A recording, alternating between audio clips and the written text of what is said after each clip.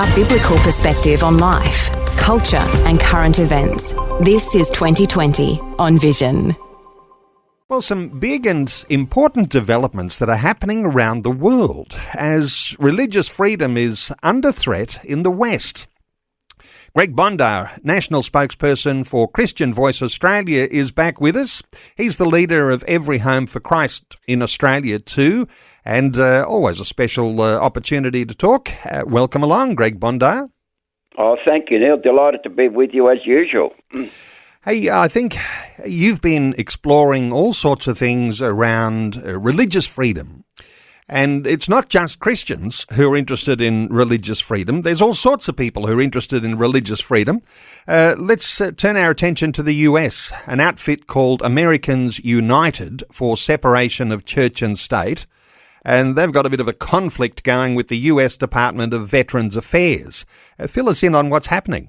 Yeah, thank you, Neil. Look, this has tremendous implications for Australia. Now, I'm going to get to that in a minute, but the situation here is that back in February of 2025, a few months ago, I guess, in many ways, President Trump issued an Executive Order 14202, which created an anti-Christian bias task force. And the aim of that task force was to investigate how persecution of Christians by and within the federal government in the USA occurred. Now, that's a fantastic move by Trump, I have to tell you, because he's recognised that departments, federal government departments, do and in fact sort of have a bias towards Christians when they try to express their biblical worldview. So this task force was set up, but guess what, Neil? A left-wing organisation called Americans United now wants to challenge that task force set up by Trump. Okay, and that's interesting, isn't it? Because we thought that it was just Christians who were arguing for religious freedom, and that somehow or other those on the left were arguing that there ought not be religious freedom. And now, just taking us a little deeper into this, it's a little bit like if you have a task force for anti-Christian bias, that actually feeds part of the Christian church, and you might even call that like a Christian nationalism. Yeah. And that might not necessarily be everyone's cup of tea. Any thoughts around that before moving on?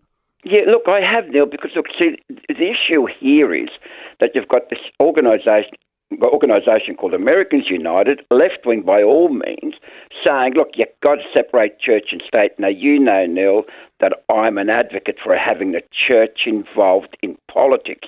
The two go hand in hand. You only have to go to various constitutions. You only have to go to, as I said, in the Bible, we've discussed Romans. But, Neil, you can't have an organisation saying, let's separate church and state, when in fact they are getting involved in politics within religion. So it's a real it's ironical from Americans United to now challenge this particular executive order of President Trump, which is really aimed at making sure that people are not persecuted against, in particular, Christians.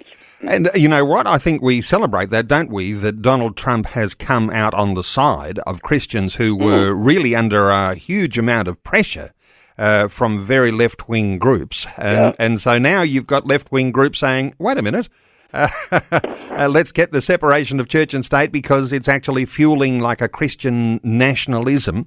You mentioned implications for Australia. So we're talking about a conflict that's going on in the US. What does that mean for us here? Well, what it means, Neil, is let's take the Department of Veterans Affairs in the USA, right?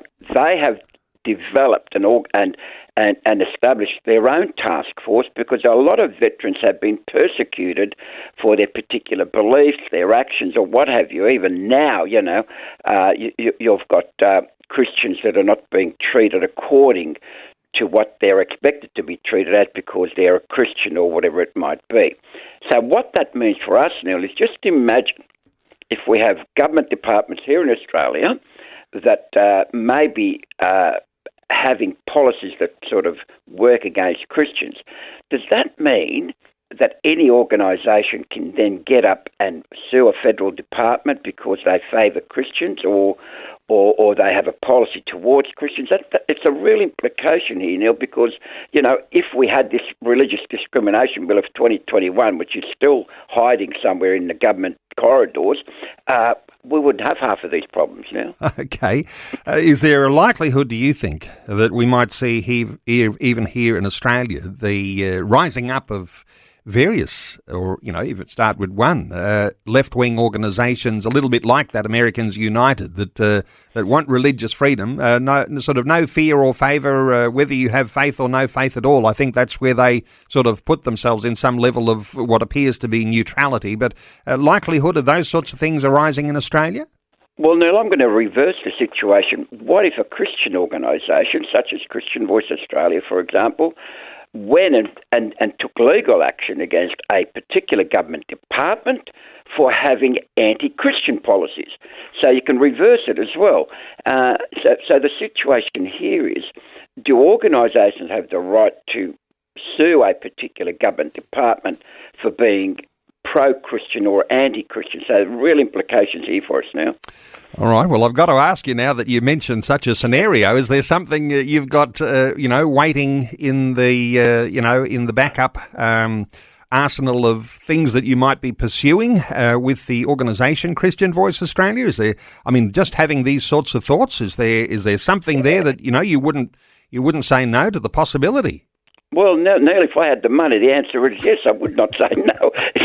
The other thing is too, Neil, I wrote to the government saying, what is happening to the Religious Discrimination Bill 2021? Do you think I've got an answer? Zero.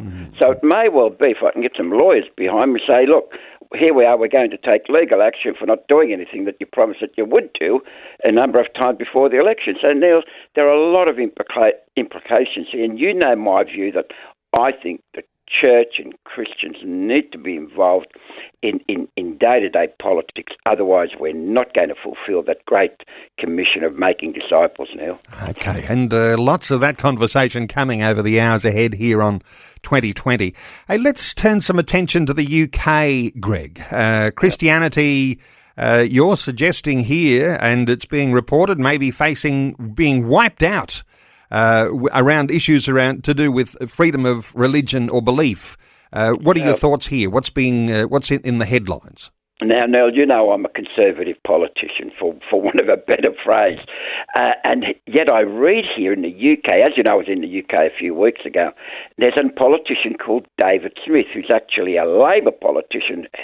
Goodness me, there are Christians in the Labor Party now. Yeah. There's a guy called David Smith who is the UK Special Envoy for freedom of religion or belief. Now, he was appointed on December 2024. Now, Neil, what he's saying is, unless governments take specific action, Christianity will be wiped out as we know it. In point of fact, he makes the observation that there are 380 million Christians facing persecution worldwide. So he's saying, unless there's something done, then you can say goodbye to Christianity as we know it now. Right, yes, and those sorts of figures come from the likes of Open Doors, who monitor persecution of Christians worldwide. We often don't think of the sorts of pressures that come on Christians in Western nations to be in the same grouping as that level of intense persecution that's happening in nations around the world. But when you talk about increasing harassment by police or detention without cause, and we're hearing of headlines where Christians are being detained and losing their positions and pushed out on all sorts of different areas. Those sorts of things are possible, and those things are on the increase. Yeah, Neil, it amazes me. Where is the mainstream media? Why aren't they reporting this? What are they afraid of? I mean, this is happening worldwide.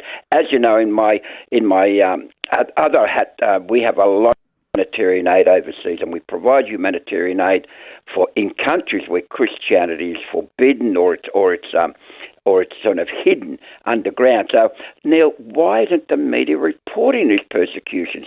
And yet they're happy to report Palestinian protests on the Sydney Harbour Bridge or whatever it might be, but they're reluctant to make headlines of the Christians that are being killed, harassed, jailed daily overseas, Neil. It's a real shame, Neil, I have to tell you. How do we apply some of these things, a thought or two, around what's happening here in Australia? You mentioned, things like the religious discrimination bill. What's happened with that? Some are saying, well, it's actually good that nobody's talking about it because it might be worse if someone puts in their 2 bobs worth and it makes things worse. But, what sort of implications are you seeing here for Australia?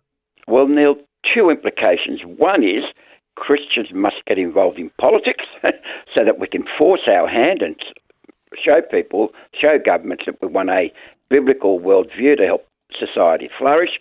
Secondly, Neil, I've always been an advocate, that, of having an ambassador or an envoy for freedom of religion or belief. If we're not going to have a religious discrimination bill, well, let's have somebody up there that can be an ambassador for religious freedom or advocate, religion or belief. Neil, something's got to be done because at the moment, you hear governments, they're always attacking Israel, but you don't hear anything about Palestine, the Middle East situation, but they're very happy to attack Israel. Now, we need Christians in there to voice their concern and really make sure, and maybe ask the question, do we need a freedom of religion or belief envoy or ambassador? These are questions we've got to ask.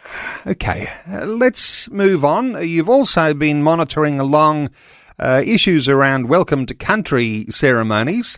And some people are really, fed up with the way that welcome to country works. And perhaps it's just because it happens ad nauseum. And, lots of people might say, well, of course, on a special event. But when you're, going to an ordinary conference and everybody's doing their bit, it gets a little bit tough. Thoughts here? What are you thinking and what are you observing? Neil, I was at a conference in Brisbane on Friday and Saturday of this week, last week, I apologise.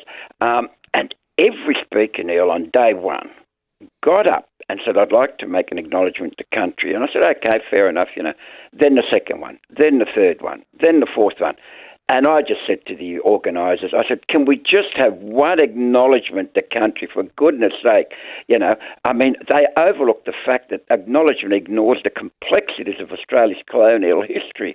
It ignores everything else. And I've got to tell you, Neil, I welcome the Presbyterian Church's stance against having welcome to country in their public worship. And, I think it's a great thing. But, Neil, enough is enough, because you just can't have this going on and on. It's become meaningless if you do it too many times. Yeah, well, there's a certain sense in which, you hear of at Christian events where people are contextualising a welcome to country and honouring God in the midst of that. Any thoughts there about how you might, as a Christian believer, when you're participating in things, actually take the opportunity to honour God in the mix? Yeah, look, Neil, two comments we have to make first. That acknowledgement to country or welcome to country really, in my opinion, conflicts with Christian theology. It really does, Neil, and in that regard, I have some objections. Look, I was chief executive, Neil, of a local Aboriginal land council for about 4 or 5 years. I've worked with the Indigenous community.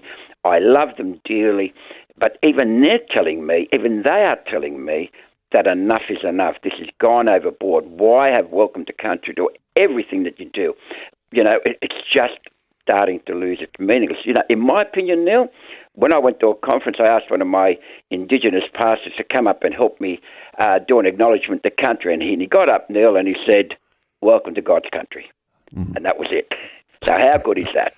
Yeah, well, it's interesting, isn't it? Because I think no one really objects to the idea of recognising that there were people here in Australia before the colonists arrived. Yeah. But as soon as you start to have those creative welcome to country type ceremonies and sayings that introduce the idea of recognising the animism and the spirits of the land, Dreamtime stories. As you say, there's conflict with Christianity there, and if we're going to have no other gods before our God, then somehow or other you've got to think through the issue, haven't you?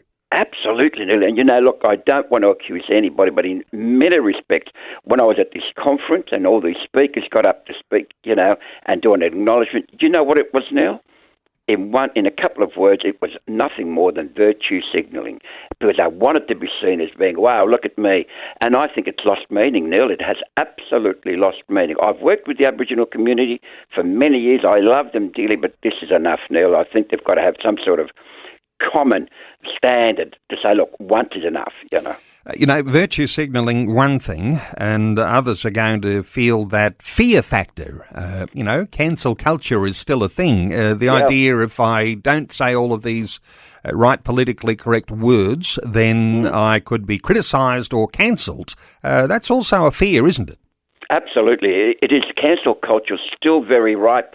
It is there, and there were people. I looked around the conference room, and people were sort of shying away from the comments, but they're not prepared to say anything. I did, unfortunately, in many ways, and people said to me, why did you say that? I said, because I think one acknowledgement is enough. You don't need 8 speakers with 8 acknowledgements, and I think people are scared of being cancelled. Neil, it's a real issue, not only at a conference, but Neil, in your daily life. How many of us shy away from admitting that we're a Christian, or we have a biblical worldview, or we don't agree with the acknowledgement to Cambry every 5 minutes? People are being persecuted, Neil, as we spoke.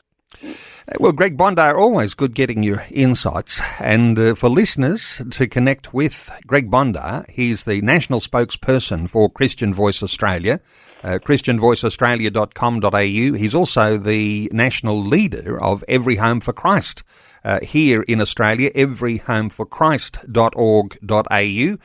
Greg, always good getting your insights. Thanks so much for sharing those with us once again today on 2020. Thank you, Neil, and it's great to be in God's country on Vision Radio. Thanks for taking time to listen to this audio on demand from Vision Christian Media. To find out more about us, go to vision.org.au.